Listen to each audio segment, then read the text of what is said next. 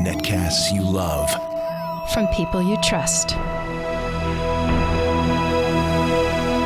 This is Twit.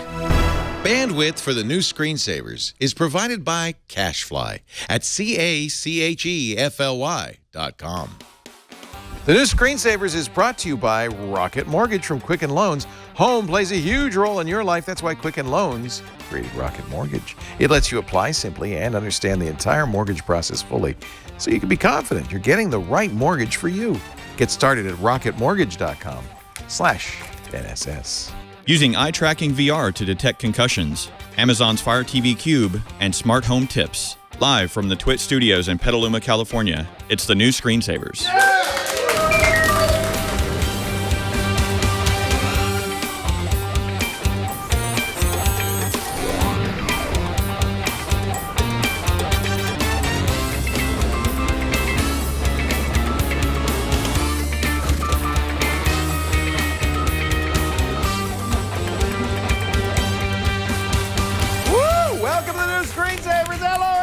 This is episode 162 for Saturday, June 23rd, 2018. I'm Leo Laporte.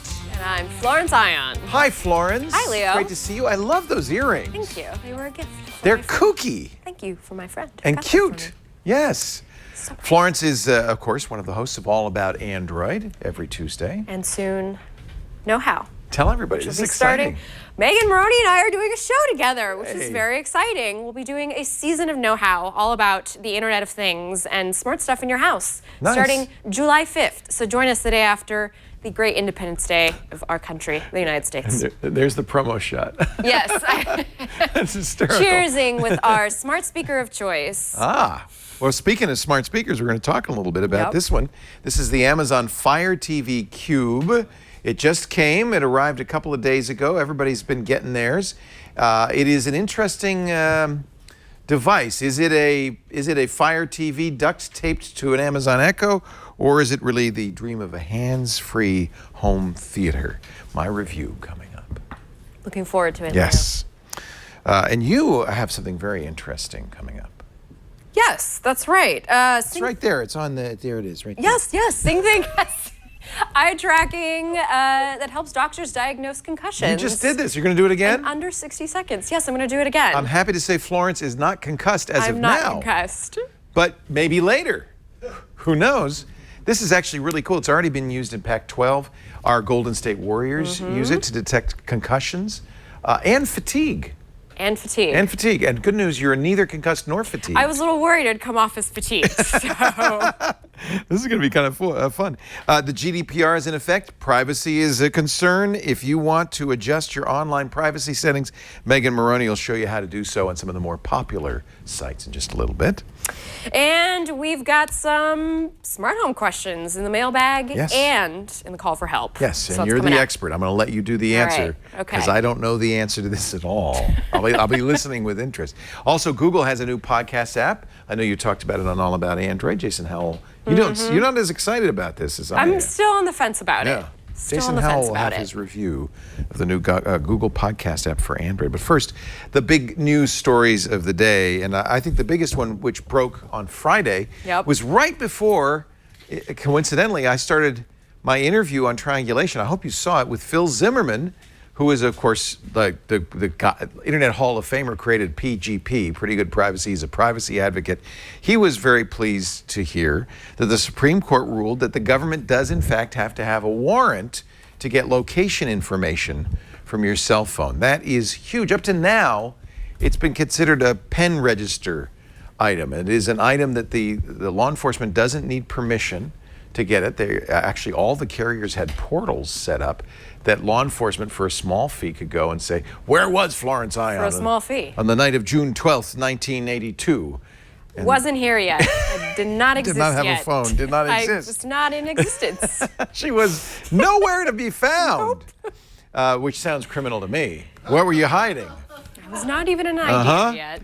The case was actually it's kind of an interesting case. The police got cell phone records for 127 days of this guy. He was accused of a series of Radio Shack robberies. Why you would rob Radio Shack, I don't know. But anyway. Back in the day, it was the bounty. But but they convicted him on the basis of the fact that he was, according to his cell phone, at each of the locations at the time of the robbery, and the jury considered that sufficient evidence to convict him. He appealed all the way to the Supreme Court. The Supreme Court has not overturned the conviction. They're going to send that back to the lower court.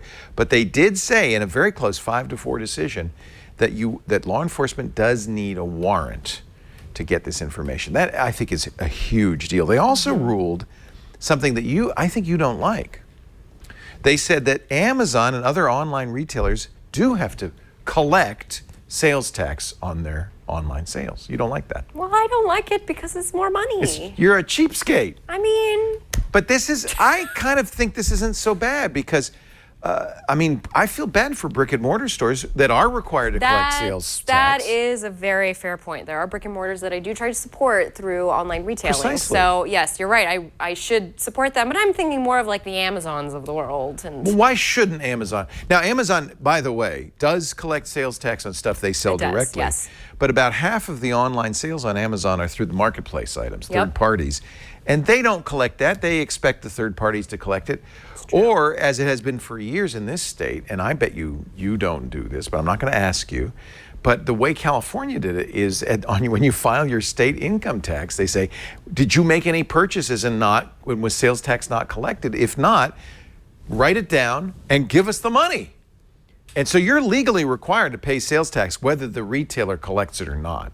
But I bet you most people just ignore that. There's a lot of people out there right now who are scrambling to figure out how much stuff they've bought online this year and what they owe the California government.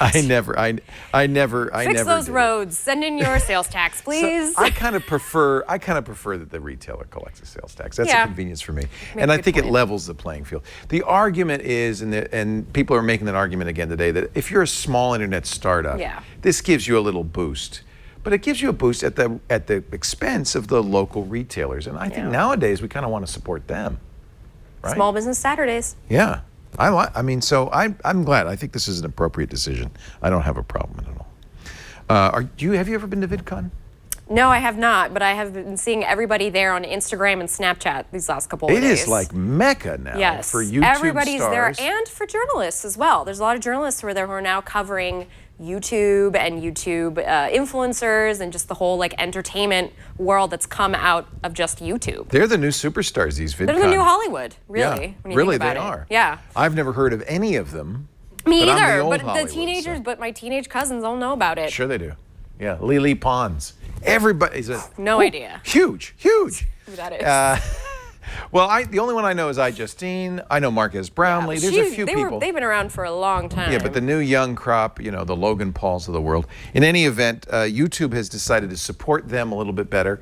They announced at VidCon that they are going to offer subscriptions for creators. So a creator could charge $4.99 a month to watch their stuff, and they have additional features that they would get: channel memberships, unique badges, and custom feeds and things like that. I think that's great. They can also offer merchandise. So, this is an interesting point because it dodges the other point, which is that YouTube doesn't really give the creators back a big percentage of the money YouTube makes on them, right? Right.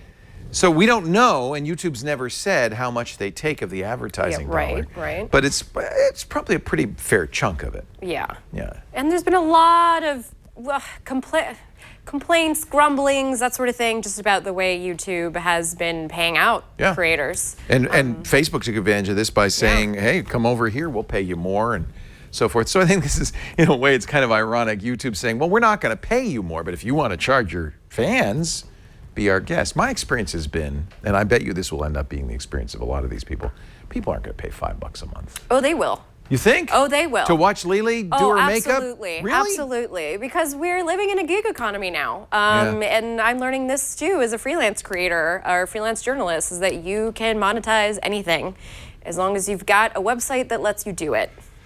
People sometimes say, hey, send $20 over to Venmo and I'll put you on a list, and that, I'll unlock some content for you, or give me money to my Patreon to help sustain me monthly. And so this is just an easier way, and they kind of already started it with Super Chat. Do you have a Patreon channel? I do not. Have you been tempted? Have you thought about it? Not Like quite creating there YouTube yet. videos Not quite there yet.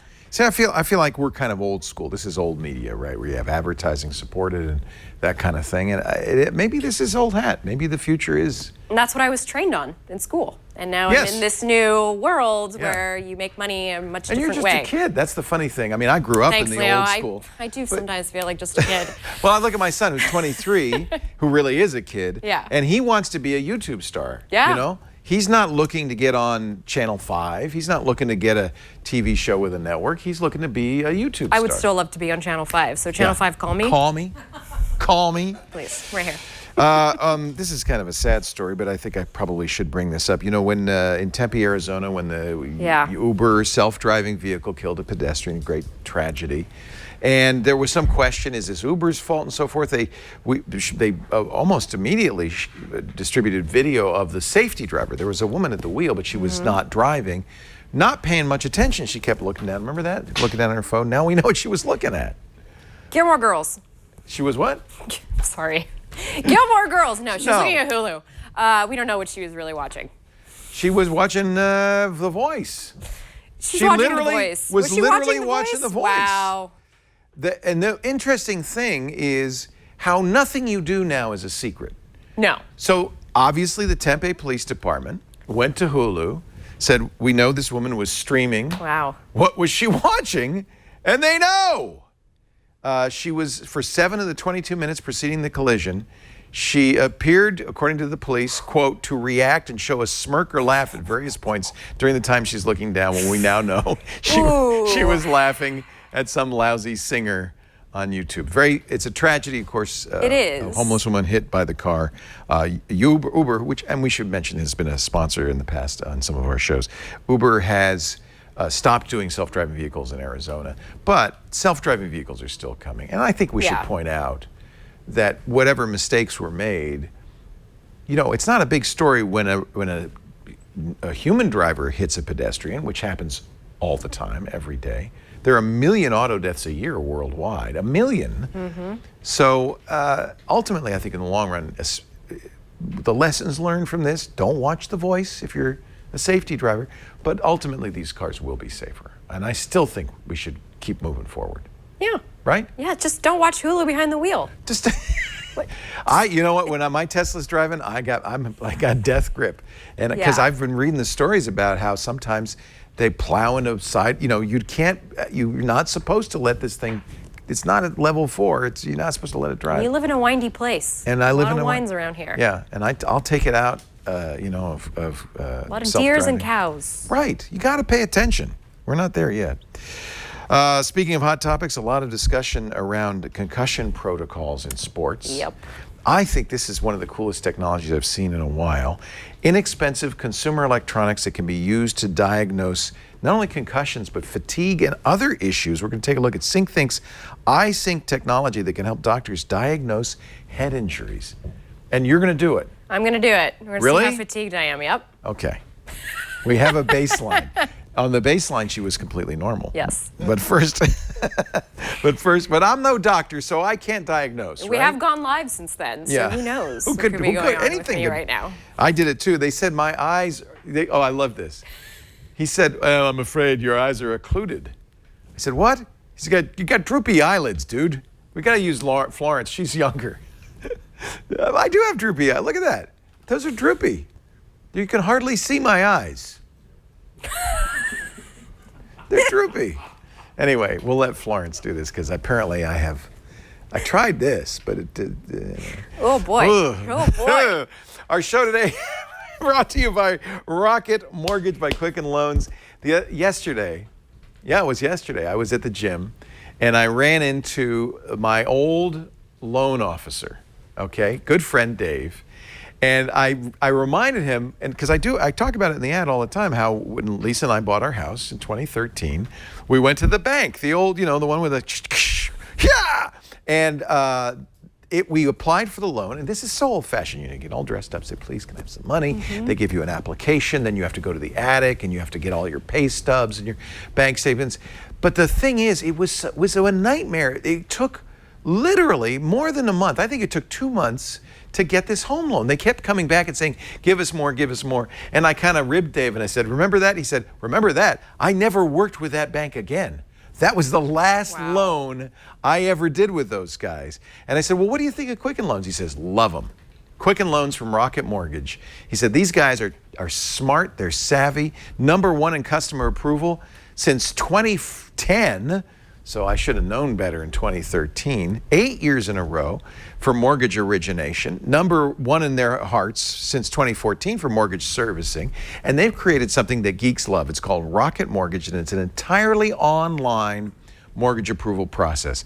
And doesn't take months like our loan did, doesn't take weeks, doesn't take days.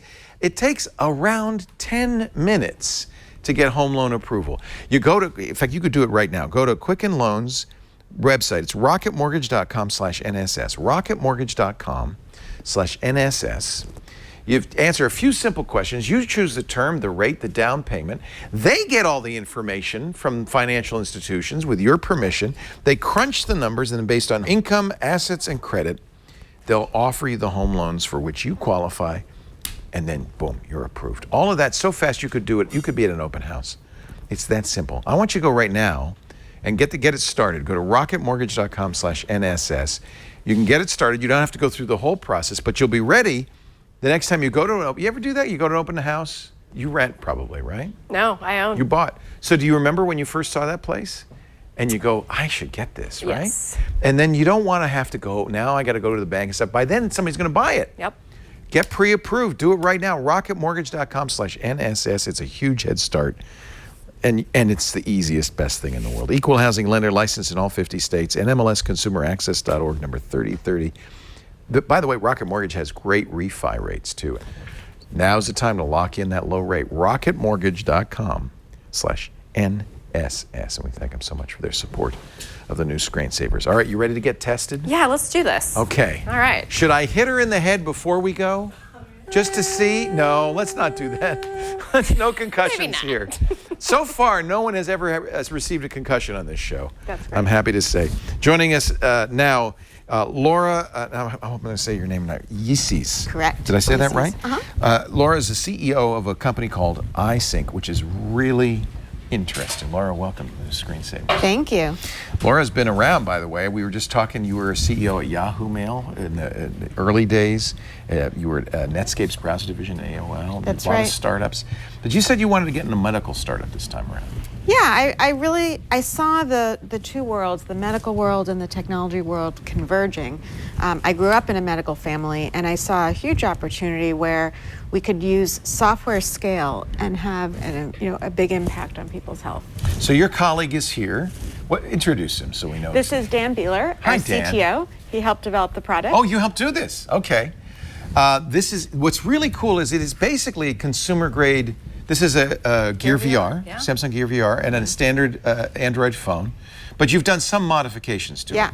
So what you can see here is we have an infrared camera. We send these goggles to Germany. They install high-grade infrared camera, and then you can also see there's lights installed around the lenses. Okay. So the cameras are, of course, picking up on those lights as you look at the information. So we're going to put this on Florence? Yes. Okay. What is Florence going to see? What's going to happen? So what's going to happen is first the test will calibrate, making sure that we get a good read on her eyes. That's when I failed. And my eyes are not- then she will follow a dot in a circle. Okay. I heard it beep. Okay. Yeah. So by the way, you could still do it with me, even with my occluded eyes, but it just takes a little more time and a little more adjustment, and I have to stare at it. So Florence is young and beautiful, and we're going to let her do it instead of the old, ugly old man. Don't break it, Laura. Okay, I'll try Now, not to. who's using this? You said Pac-12 is using it now in their sports? Right, the Pac-12, Georgia Tech, Iowa, Texas, Massachusetts General Hospital? Golden State Warriors. The Warriors. Now, you said the Warriors do more than just concussion protocol. Right, so they're using the technology, of course, if they suspect a concussion. But, there's a big recognition that fatigue plays a big role in performance in sports. In fact, they're changing the NBA schedule next year because of that. And so they test the athletes on a regular basis to make sure that they're ready to optimize performance. Exactly. Yeah. So normally what would happen is there. Oh, look, that's Florence's eyes. Oh, you can see my eyes. Oh, Yes. that's great. You see, you're not occluded at all. Yes, and so you see those little white dots that shows us that we're getting an excellent reading of her eyes. And we'll actually be able to see her take the test. So right now, as the dot is jumping around, it's calibrating her, so she needs to follow the dot. And shortly, it will go in a circle.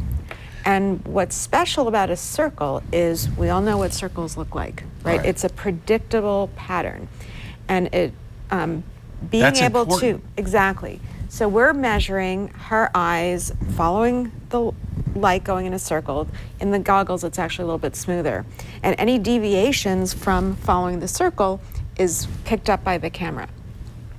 And So it this is turns out- interesting because if you're an athlete, especially if you're, let's say, an NFL football player, where you're really strongly incented to get back in the game, Right. the concussion protocols as they stand now, they can game them. So this is the big challenge with most of the tests for concussion is that they're very subjective. So that requires the player to report how they feel. Right. You know, in terms of a doctor following you, we've all seen people do this test, right? Yeah. It's actually not so easy to follow where people are looking. Right. The cognitive tests can be easily gamed. People will fake their baseline so Yeah. that they're not found to be concussed. So We've all heard of of that this, happening, yeah. And of course, it's very dangerous to continue to play after you've had a concussion. You can really have serious consequences. So what we can see on the tablet, if we want to switch to that, is on the left, we see actually an image of what she was looking at, of the movement of her eye. And you can see that it's going in a circle properly. And then on the right, it's clustered fairly close, so there was very little deviation.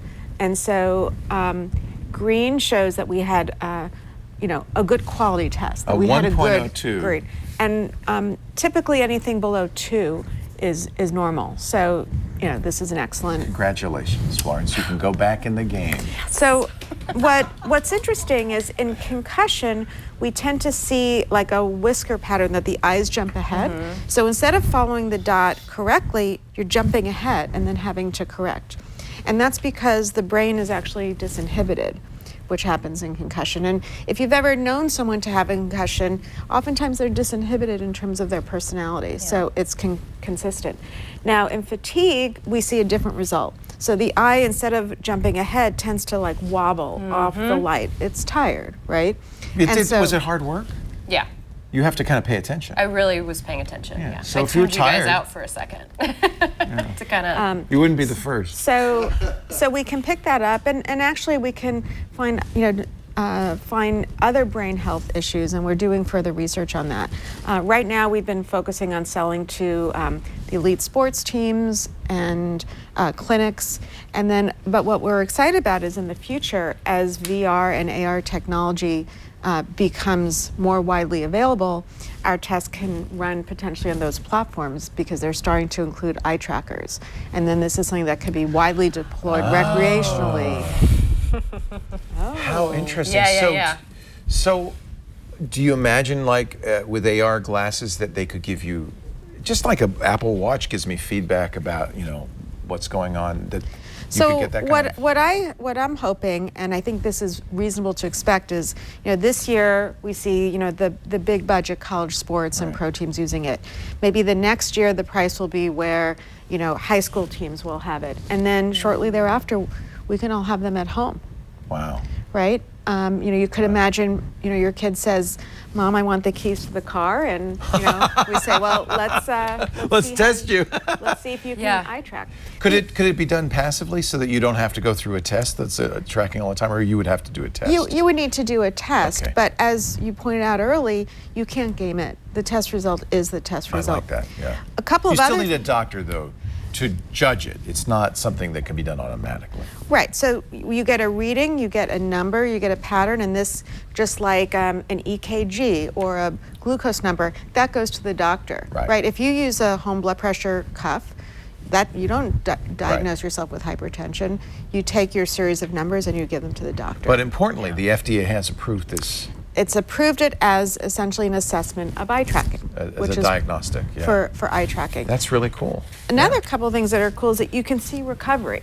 So, you can see, let's say, an injury state, and then you can see the player getting better. Right. And also, you talked about coaches wanting the players to go back in. But what we know is that after concussion, people don't play very well. And it makes sense. If you can't follow a dot in a circle, how are you going to catch a ball? Right? So I think it has more credibility, and we therefore get more buy-in by the coaches.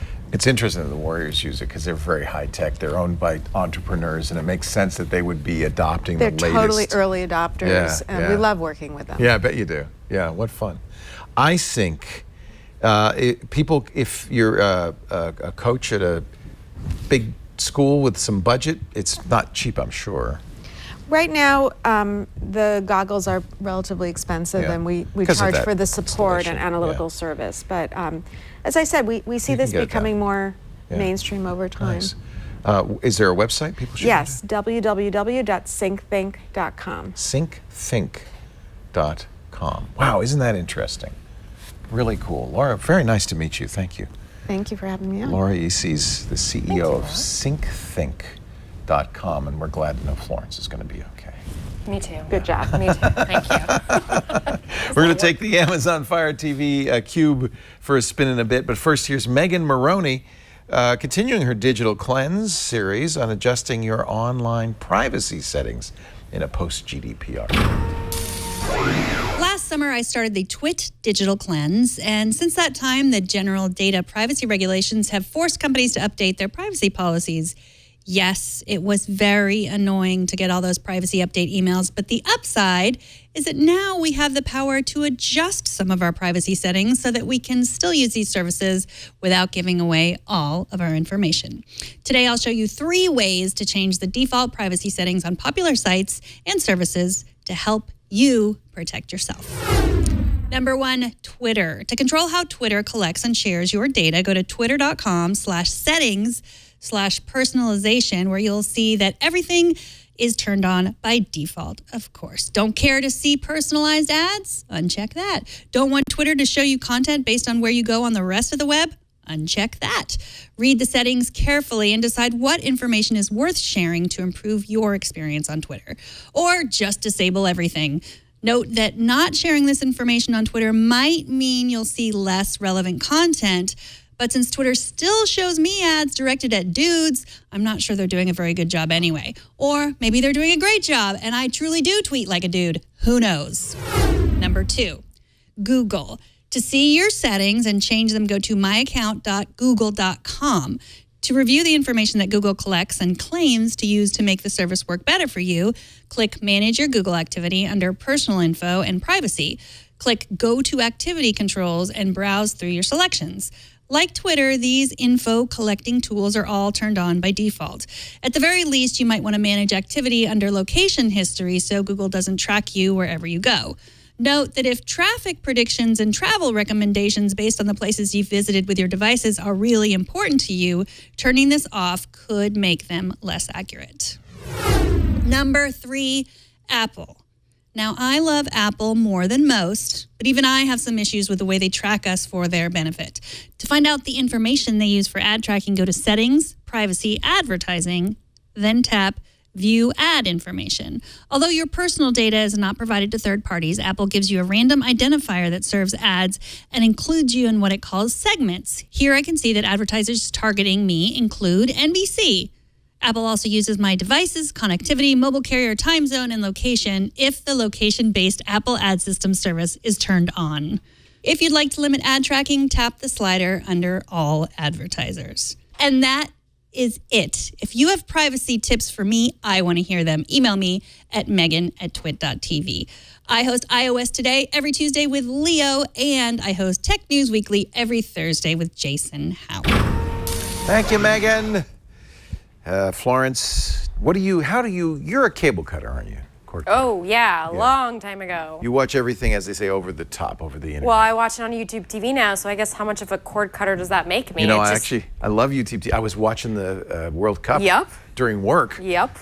Oh, I shouldn't tell the boss that. You can listen to it. It's fine. It's fine. I was doing the radio show and watching the Germany game. Goal. Yeah, goal! I almost did that. Goal! But that's a great start because it gives you a lot of channels, including locals.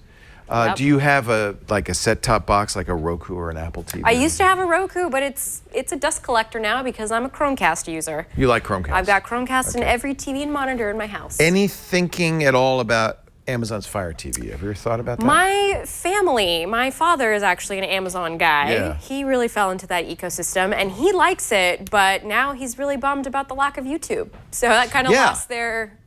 And maybe they'll get it eventually, get it back. And I wish YouTube TV were on it, because for me, that would be enough to put it over the top. Because then it would be everything. This is the newest Amazon Fire TV device. They call it the Cube. I wonder why. It is $119, so it is the most expensive Fire TV available. You can get those Fire Sticks for $50, $40. But the idea of this is it has Amazon's Echo built into it. So it's a voice control for your TV. This Cube actually hides infrared transmitters, so it will actually turn your TV on, your AV receiver. If you have stuff in a case, you know, as many people do, it has an IR blaster attachment that you can attach to it. It uses Wi-Fi, but it also comes with an adapter, a little dongle that you can do Ethernet on it, and it comes with the same remote that all the other Fire TVs come with. But you won't be using the remote that much, because built into this Cube, there's an Amazon Echo. There's a little speaker. It fires down, and you can see it's sitting on little feet so that the sound can come out. Is there a hair on that? What is that? That's one thing, by the way. This was completely wrapped in plastic. You know how they do everything now? It's wrapped in plastic. That's because this is a fingerprint and apparently a gray hair magnet. I don't know where that came from. And a dust magnet. And that is one thing you're going to definitely want to polish this every few days. I don't know if it's necessary for functionality, just for good looks. Inside, it's got the standard array mics, you know, the far field microphones. There's 8 of them in there. They're beamforming to pick up your voice. There's also a near field mic on the remote, so if you're sitting on the couch and it can't hear you very well. They say place it a little away from speakers. If the speakers are loud, it'll be harder to talk to it. Inside, a 1.5 gigahertz quad-core ARM processor, 2 gigs of RAM. This thing is fairly hefty. 16 gigs of storage is kind of like an Android device. Yep, a little Android TV box. I think Fire TV and Fire in general is a kind of a hacked version of Android, I think. I think so. Hacked is probably not the right word. Modified. Forked. Let's see, what else? HDMI 2.0A up to, this is what I liked. It supports 4K TVs, 60 frames a second. It does support HDR, HDR10 only. Dolby Atmos, if your receiver supports that, and 7.1 sound. So you connect via an HDMI cable. We've got it connected into our TV via the HDMI cable right now. And now I can turn on the TV by saying, Echo, turn on TV. It recognized my device, but you should look on the website to make sure it's compatible with your TV. I have an LG OLED, it works with that. Your receiver, if you use one, I have a Denon receiver. It recognized it and immediately worked. So that was kind of nice. You have to go through a little setup process to make sure. It even controls some cable boxes, but it's limited. DirecTV's, UVerse, Dish, Comcast, Spectrum, Verizon, Cox, and Frontier. It does not support my TiVo, so I wasn't able to use it that way. However, it's a really nice thing to be able to walk into the room, say, for instance, Echo, watch Westworld. It has, because it's Fire TV, it has apps for Netflix. In this case, it's using HBO Go. Now notice, here's one catch. It has 2 Westworlds. It has the movie, but it also has the HBO TV show. So now I have to say, Echo, play number 1, so that it will play the proper one of the 2. But it does do that, and it's kind of cool to be able to, oh, now watch. Here's another problem. It didn't remember where I was, and I don't know. Let's try it. Echo, play season 2, episode 9. Here's what I found. Yeah, see, this is the problem. I could say Echo play at this point, but in some cases, and unfortunately far too many cases, you're going to end up picking up the remote and navigating through the Fire TV to get to the proper series and all of that stuff. It will do music as well. Echo, stop. Echo, listen to the Grateful Dead. Here's a playlist you might like. 50 great Beatles songs from Amazon Music. That's close. The Grateful Beatles. Same era. It's very much, if you've ever used an Echo Show, which is their screen-based device, it's very much like the Echo Show. So you're going to have lyrics, if it ever plays. You're going to have lyrics. I don't know what's going on. It's not playing music. When it does, there we go. So you're going to see lyrics come across. You see this. I kind of like this. It uses your big screen TV as an enunciator. Party visual. It's a good party visual. And if you have a nice stereo system hooked up, you're going to have good sound. You can read Audible books this way. Echo, what's the weather like in London? Right now in London, United Kingdom, it's 67 degrees Fahrenheit with hazy skies. Wow. Tonight's forecast has cloudy skies moving in and out with a low of 53 degrees. Shoot me? Really? That's what that's saying? Echo, stop. Echo, what's the weather here? In London, United Kingdom, it's 67 degrees Fahrenheit with hazy skies. There. You can look for cloudy skies moving in and out with a low of 53 degrees. I do like it that it puts the display up there. Yeah, that's nice. That's kind of cool. If you have right now an Echo Show, you'll know a lot of the functionality that's available here. For instance, if you have a video doorbell or cameras around the house, Nest, Ring, and other companies allow you to see the video. So I could say, if I don't have a doorbell here, but I could say, Echo, show me my Ring doorbell, and I can see who's at the front door. That's kind of neat. You can control the volume. You can say, Echo, turn the volume up, turn the volume down. You can say, if it works with your cable box, tune to a channel. You could say, for instance, Echo, watch ESPN if you wanted to watch the World Cup. So there's some things you can't do, but Amazon says they're coming. For instance, you can't do any of the drop-in or voice dialing features. Which is a big part of the... But it makes sense because you don't have a camera either. So drop-in might be a little less than useful, but they say they're going to add that or some form of capability. It doesn't do multi-room music either. Again, Amazon says that's coming. Echo, go home. You're drunk. It seems a little slow to respond, and this is something Amazon said they're going to speed up. I noticed it is a little bit slow in response, but they say a firmware update will fix this.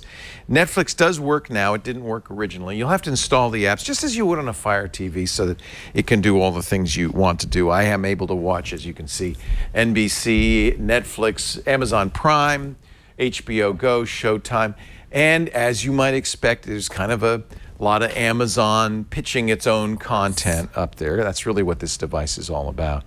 I have to say, if you're going to get a Fire TV and you don't mind spending more, because it's $120, it's nice to have the voice control. My favorite thing is to, as I'm leaving the room, say, Echo, turn off TV, and it'll turn off the TV, it'll turn off the receiver, it'll turn off the satellite box, whatever it is that you've got hooked up to it. That's kind of cool, right?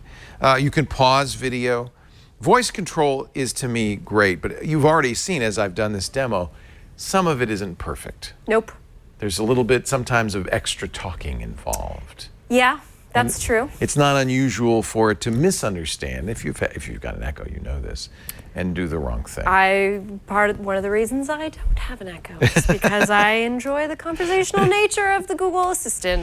It's maybe a little bit smarter. Yeah. On the other hand, we were playing earlier the Westworld game, the Maze game, and we were able to play it. So it's, it can do most of the things an Echo will do. And it put a nice little display up on the screen. It wasn't interactive, but it kind of showed you what you were doing, which is kind of cool. I believe Alexa has over 33,000 skills. Yeah. So I think it's even more now. That's thousands and thousands more than Google or Apple. Google's catching up, though. Apple will never catch up. In the thousands, the low thousands. Right. As you mentioned, and I think this is a big gap, there's no YouTube app, there's no YouTube TV app. But boy, competition. I think part of it is Amazon doesn't like Google and Google doesn't like Amazon. Well, no, they're a direct competition now. Got to right. steal those people away from one another. And if you already have a Roku box or an Apple TV box, this won't talk to those. So it isn't a remote control for them. If you want that, you might want a Harmony Hub or something like that that does let you use Amazon's Echo to control the hub, which then can control all those other devices. And frankly, this is designed to replace an Apple TV or Roku. It's just it doesn't have all of the channels that those guys do. They say, oh, no problem. You can use the Silk browser built in to watch YouTube. Yes. That's not really a desirable choice, I don't think. That's it, $119. If you want voice control of your TV, it's a pretty interesting and cool way to do it. It does work as well as an Echo works, which means that sometimes you have to ask twice for things you want. But you know what? I'm going to probably keep this in my cabinet. It's kind of nice to have. Give it a spin. Makes it easy. And there are times when you just want to sit down and say, you know, Echo, watch Game of Thrones, and Game of Thrones will start playing. That's pretty cool. Let's try it. Echo, watch Game of Thrones. I can play that on Prime Video or find it on Fire TV. Which would you like? Fire TV.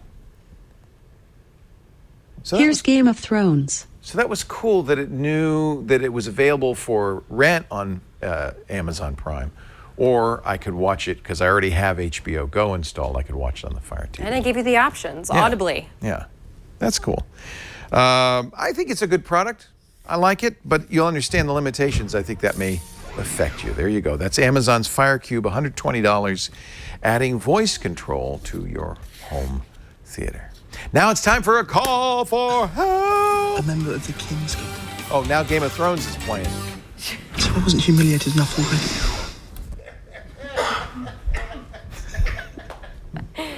It's coming back next year, everyone. You're going to have to wait. Winter is not here yet. It's in summer honor is of coming. Jon Snow's wedding. On the line, Jim. Did you see that? Yes, I did. Jon Snow married Ygritte, the woman who shot him in the heart with an arrow. She took his heart.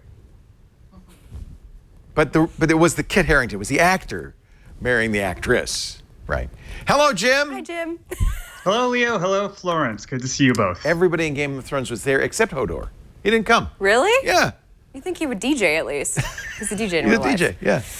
Jim, what can we do for you today?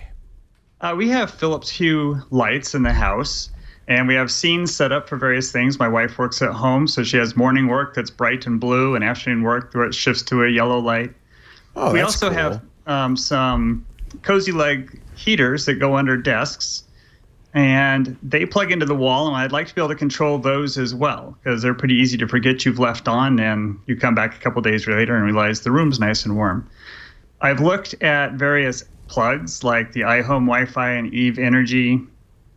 I just don't know which ones will fit with the Hue. I know there are a couple of different types of Zigbee out there, flavors. So I'd like to know what will fit in that system. I don't really want to put up another hub and a whole nother system and have to worry about the security with that and everything else. Well, you're in luck, because I don't know anything about this, but Florence Ion is here. Yes, based on all of my own little tinkering that I've done at home, I also have Philips Hue lights, and I don't like to deal with extra hubs. So what I did is I bought a couple of TP-Link outlets. You can buy them with energy monitoring. Heaters, I kind of looked at the one that you have. I believe that, correct me if I'm wrong, but I believe the output is around 1,500 volts. So you want to get Watts. Yeah. Thank you. They tend to draw a lot of power. Right? Yeah, but these smart outlets, some of them can handle up to 1,800 watts. So this one from TP-Link, these are the ones that I use in my house. We've used them for Christmas lights. You can use them for like air conditioning units. They're great. They're kind of big and chunky, but they're very cost effective, which is why I like them. You can control when it turns the heater on and off by controlling this power outlet. Yes. That's cool. And I like the energy monitoring. Yes. That's interesting. What is that, an app that you would see, or? So TP-Link uses the Casa app with a K. It is all Wi-Fi based, so you don't have to worry about using a hub. But if you want something maybe a little more premium, Belkin Wemo is also a great ecosystem of connected devices to look into. But that needs a Wemo hub, doesn't it? I don't think it does. Oh, it doesn't? I believe it's just through Wi-Fi. Oh, okay. Yes. That's good. All right. Yeah, because you already have the hub for the Philips light. Right. we already have the hub, and then we have a bunch of, like I said, scenes set up to control different things, like leaving the house. And it'll say, okay, I'll turn off this stuff you don't want. Can you use the Casa app to do that, to set up a scene or a routine? You're going to have to use IFTTT. So if you're comfortable with that, if this, then that. It's Casa's got a channel on there. Belkin's got a channel on there. SmartThings also, but again, SmartThings requires a hub, so don't even bother with SmartThings. And unfortunately, the Philips Hue hub is proprietary, so you can only use it with your bulbs, which is a bummer. Yeah, that's a bummer. Yeah. So I'm looking forward to the new release of Siri, when it will do whatever they call it. HomeKit. HomeKit. Well, I have HomeKit, but the next version of Siri will do the collection of actions. I don't know what they call it. Kind of like automated built-in. Siri Suggestions, which is based on stuff that it notices you doing, and it can say, well, you always get a mojito at this hour, so should you get one today? And then there's a Siri automation. It's the workflow stuff that Apple bought. And that will give you if this then that capabilities with everything that HomeKit works with. HomeKit does work with the Hues, right? Yes, it does. I think the TP Linker HomeKit enabled. They do work with the Belkins, I know very well. The Wemo they do. Work with Netgears, all sorts of. We're so close. But we're not quite there yet. And this has been going on. Jim, I know you've been doing this for a long time. This has kind of been really the Achilles heel of home automation, is that nothing talks to anything else. There's competing proprietary protocols like Z-Wave and Zigbee. SmartThings was designed to kind of bridge that gap, but then that doesn't work with the Philips, and it's such a frustration. You really have to. And in the Zigbee, there's like 2 different flavors of Zigbee or something. It's like, oh, come on, can't you guys even get, one standard? But that's the joy of standards, right? There's so many of them. An unlimited number. Yep. Anyway, those TP, I hear good things about both the Wemo and the TP Link. Yep, and I've used both, so. Great. They're come on recommendation from me and what I've used. I think you have an assignment for a know-how episode. Yes. Oh, yeah, that's definitely in the works. I don't think you can get this transmitter to work on 1,800 watts, though. I think you're going to need a little bit. No, that's a little hardcore for me. Hey, Jim. Great. This sounds great. Thanks, Florence. Thanks, Leo. Have fun, Jim. Most of all, have fun. Take care. Take care. I think we have to rename you Florence IoT instead of ION. Oh, yeah, I didn't even think about Leo. I didn't even think about that. I didn't even think about marketing my own name in that way. Shame on me. Oh, that flyot. It doesn't. It's better than fly on, because it sounds like I got a flying on me. Fly on sounds like an inert gas. He's not good either, by the way. Ian Thompson, what does flyot sound like, though? That doesn't sound much better. I can market it somehow. I'll figure it out. IoT. It does. There's something there. There's something there. We'll work on it. We'll work on it. Next week, Ian Thompson will be our co-host. If you have a tech question for me or Ian, IOT, here's how you ask. Need tech help? The new screensavers are here with answers. Email your tech questions to newscreensavers@twit.tv. Hey, I forgot to thank Mike, who did our show open, Michael Kidd. I would tell you where he's from, but he's from a place unknown. He lives in an RV and has been for 10 years. And you might say, well, gosh, how do you survive in an RV? He used to work in a fast attack nuclear sub running the reactor, so he's used to kind of tight quarters. Yeah. I bet you the RV feels like spacious compared to a sub, right? Actually, it's only about a third the size of the submarine. So. Yeah, but there's only you in there instead of 200 guys, okay? And I can go outside without a scuba mask. Yes, which is nice, yeah. You didn't leave the sub in a scuba suit, did you? No. That was somebody else. Yeah. It's like going into space. That would be really interesting, wouldn't it, to run a nuclear reactor on a fast attack sub? That'd be very interesting. Yeah, I would feel claustrophobic, actually. Just Did thinking you? about it. No is giving me claustrophobia? A little anxiety. You know what I think about, and maybe this is, color me crazy. I think about how bad it would smell with 200 guys. Oh, just think about an airplane after 4 hours, right? Yeah. We have air scrubbers. Oh, okay, Air scrubbers. good. Airplanes should get that. Okay. Coming up, our mailbag. Anyway, nice job, Michael. Thank you. He's got a great voice. Yeah, I agree. Really great good. voice. Coming up, our mailbag. But right now, we're going to get a review of I Like It, You Don't, the new Google Podcast app on Android from Jason Howell. I'm all about Android. Back in 2005, Apple began to support podcasts by including them in iTunes, and that meant iPod users had direct access to all that free content. Apple then made it relatively easy for new iPhone users to find, subscribe, and enjoy podcasts on their smartphones. Google, on the other hand, has had a rough go at podcast support on Android. In 2009, you may remember they released Google Listen. It was a product out of its Google Labs experimental division that was later opened up for a wide release to the growing Android user base. The app was a search engine and subscription manager for podcasts, but it was poorly designed. Almost exactly 3 years later, Google shuttered Listen since the Play Store was filled with plenty of third-party podcast aggregators. And funny side note, anyone managing playlists inside Listen, when it was shuttered, they were consoled with the fact that those playlists would move over to Google Reader. So, totally safe. Anyways, third-party developers seized on the opportunity presented here. Pocket Cast, Beyond Pod, Podcast Addict, and many more options have kept users very happy. Google tried again by adding podcast support into their Google Play Music app, but even that's going away sometime soon because, as you already know, YouTube Music becomes Google's next big music service. Are we confused yet? Now, Google is testing the old adage, third time's a charm, by releasing Google Podcasts earlier this week. Let's take a look at Google's latest effort to finally nail this 13-year fad. The Google Podcasts app isn't really an app in the traditional sense. It's more of a shortcut that launches the podcast functionality that is already on your device. It's actually hidden inside the Google Search app if you are up to date. But you wouldn't know it once you launch it. Things look pretty similar in design to Google's modern assistant stylings. A whole lot of white space with pockets of actionable information. Okay. Up top is a gallery of thumbnails for the podcasts that I have subscribed to within the app. I can tap on any one of those. It's going to take me through to the list of episodes for that particular podcast. I did notice that in some cases, episodes from different shows within a network all appeared in the same single list. Now, this isn't the case with Twitch shows, but Bigger Pockets, for example, has 3 different shows that they produce every week on their network, and they all ended up in a single episode list here, even though I only intended to subscribe to the main podcast. That is a little odd, and I don't know who's to blame for it, but hidden in the overflow menu here is actually a neat option to send this podcast to my home screen, and that creates a shortcut, which is a nice little extra. I can just tap it on the home screen and launch right into the podcast. Now, all of these episodes can be streamed by tapping play next to the episode on the list, or I can tap into the episode information and then choose to download it for later listening.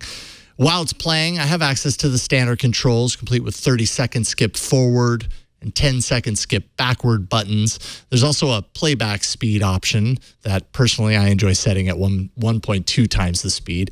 Back on the main screen is a For You section, and this is where you find a list of new episodes from those subscribed podcasts, along with any downloads that you happen to store on your phone. And there's also an In Progress tab, which is really nice. This tracks where I am in my many episodes, and this tracking actually follows through Assistant, which means I can pause this podcast on my phone and then ask my Google Home to play that podcast, and it's going to pick up where I left off on my other device. Very nice. And this is a cool thing for creators. You can actually embed a donate button into the podcast show page to make a little extra money off of your show.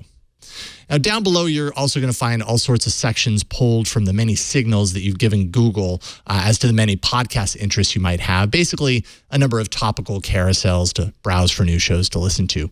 And really, at this early stage, that's about it. Pretty bare bones. Though there is one final point, and perhaps this is the biggest promise of Google Podcasts. Up top is that ever familiar search button, which you will use to search for your favorite podcast by name. But this really ties into why this app is built into the Google Search app on the phone to begin with. Google plans to add new features in the coming months that will further integrate its AI smarts and search capabilities into podcast content. This is super exciting. It's going to include things like auto-generated closed captioning of podcasts, on-the-fly translation so you can understand podcasts that were recorded in other languages, and search capabilities that reach into the podcast content. Meaning you could do a Google search for, I don't know, 2-factor authentication with Google Voice and magically be pointed to that time on This Week in Google when I locked myself out of my Google account in the middle of the show. The possibilities are pretty cool if you ask me. Overall, Google Podcast is a good starting point, maybe a little bland and feature less, but it's what it promises to deliver in the near future that has me intrigued. I'm Jason Howell, and you can catch me on All About Android, Tech News Weekly, and pretty much everywhere else on the Twit Network. Thank you, Jason. What did he call it? Feature light? Feature less. Less. Here's one thing it doesn't do. You don't like... It doesn't work on Android Auto. So you Thus far, I mean, Yeah. I checked it.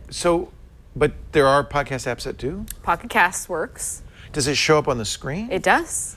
Really? Has a little interface and a little overflow menu. That's nice. Stitcher Podcast also works with Android Auto. So I imagine Google has plans. I'm sure Right. very soon. But then, when you're used to something already. My favorite thing is that home screen thing, because I love taking the podcasts I listen to all the time and just having a button there. It'd be really cool if it could do that on Android Auto, because then you'd have a button for the shows you wanted to listen to, right? Yeah. Yep. Well, we'll watch with interest. You know what they call people who listen, like Jason, to podcasts at faster than the normal speed? Podfasters. Oh. Let's get the mailbag in here. I didn't make that makes up. sense. It's true. Look at that. It rolls all on its own. It's under its own speed and motivation. Florence, pick an email and an email. I'm going to pick this behind one. All right. Oh, I got number one. Oh. Leo I got and Flo. That's a nice feel to it. Leo and Flo. Both 3-letter names. Liat and Iot. I need a new cellular phone. I need a new one. My question is, in the past, you mentioned the Motorola phones had the purest of Android operating systems. Which models would you suggest now? For purity. I would still suggest Motorola. They just released the G6. Yeah. $250 phone. Lowish, mid-range-ish specs. Yeah. But, Price is right. The price is right. They typically offer a very nice version of Android that's not super bloated. They're still pretty simple. Yeah, they have a few extra Moto features. Yep, which are good. Yeah, they're good. Yeah. The Moto X4 is another great choice. That one is just on Project Fi. That's an Android One phone. So if you want like Android. Is Android One pure Android? It's a version of Android. It's a lightweight version. Exactly. Yeah, it's a lightweight version of Android. That one's good. And also another one, depending on how much money you want to spend, OnePlus. The OnePlus 6 is phenomenal. Interface is pretty close to regular Android. Updates might not be as frequent, but they're already in the the P beta, the Android P beta. They've got it.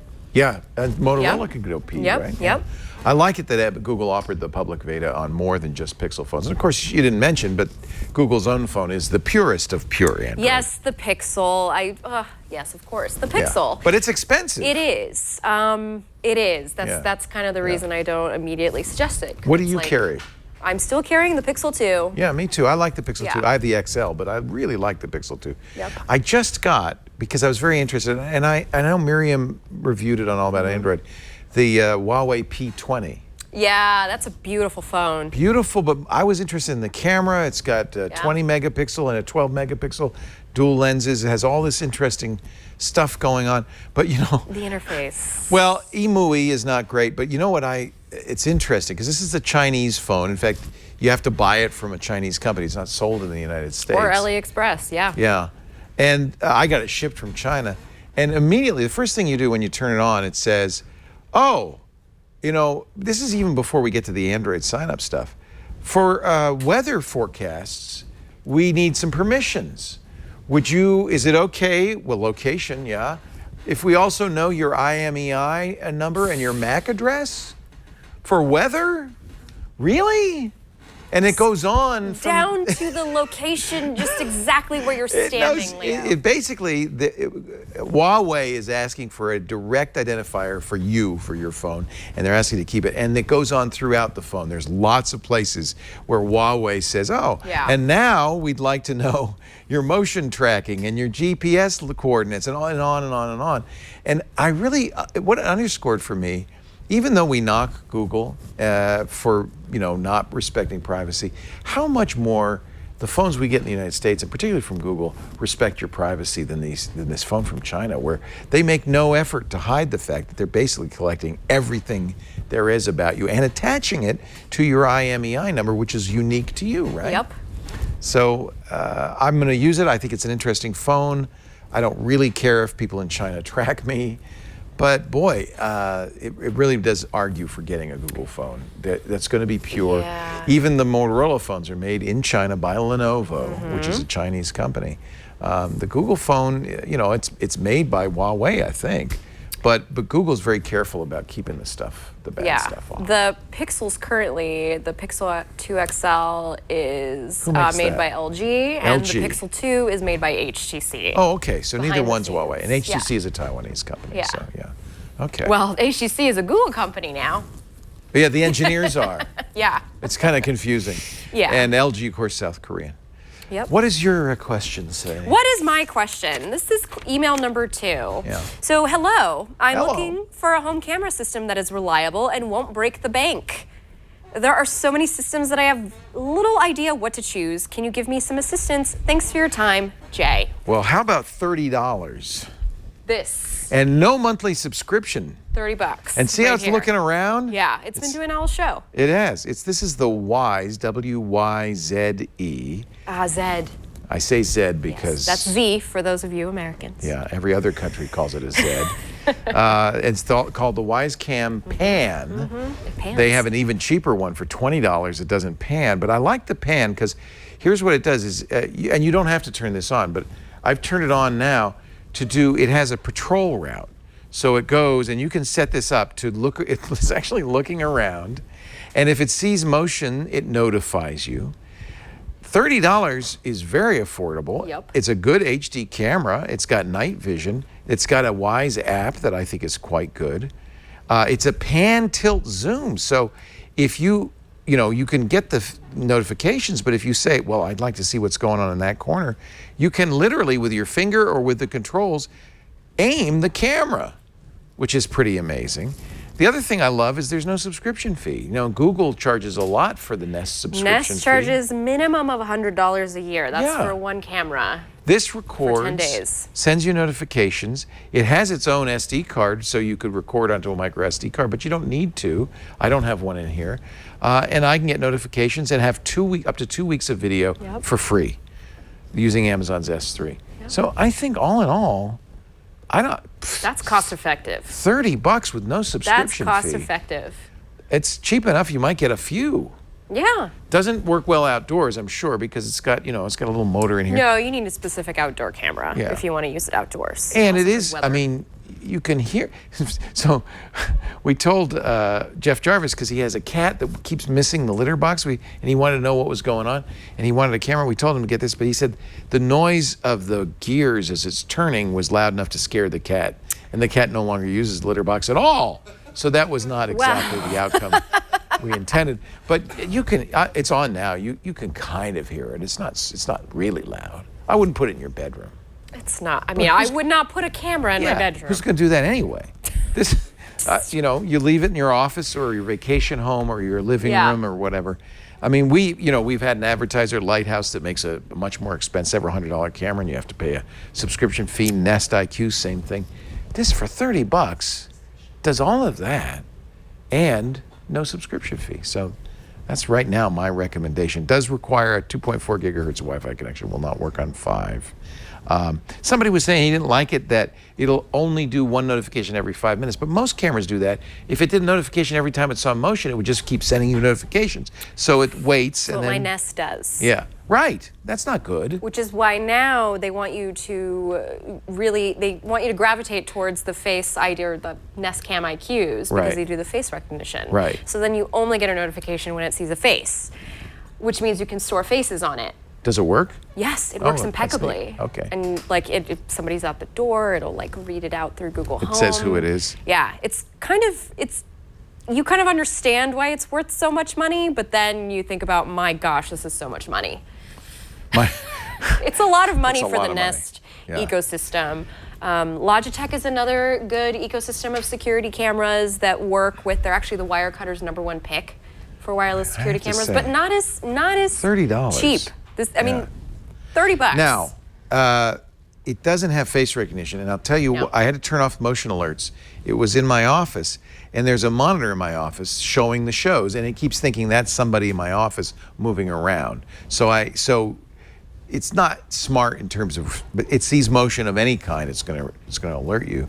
But you just don't point at a TV set or, I mean, it's up to you in that case. I love it. You can say where it looks, how often, how fast it moves. You can talk to your pet through it. Oh yeah, I did or your mention. kids if they're microphone. going into the box of ho-hos. Get out of those ho-hos. Yes, get out of the ho-hos. Anyway, WYZE, Wise Cam Pan.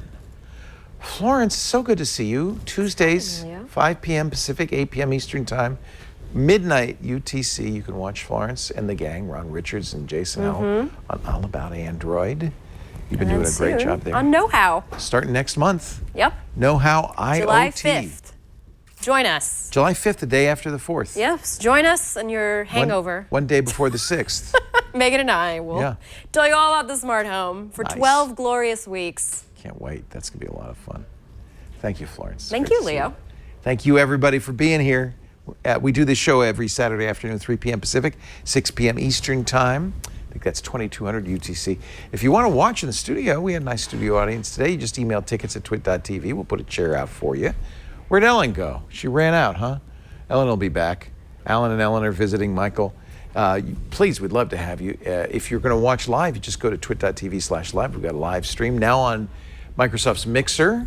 It looks good on Mixer too, mixer.com/twit, as well as Ustream and YouTube and Twitch.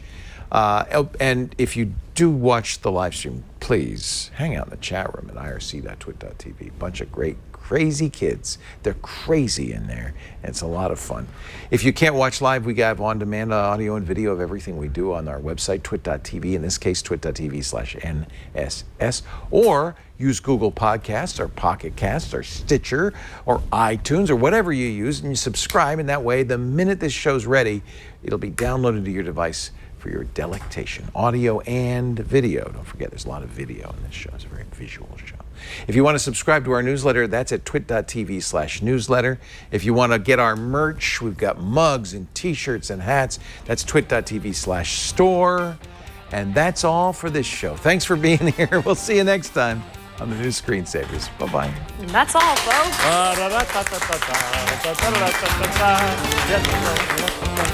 Waiting for Bugs Bunny.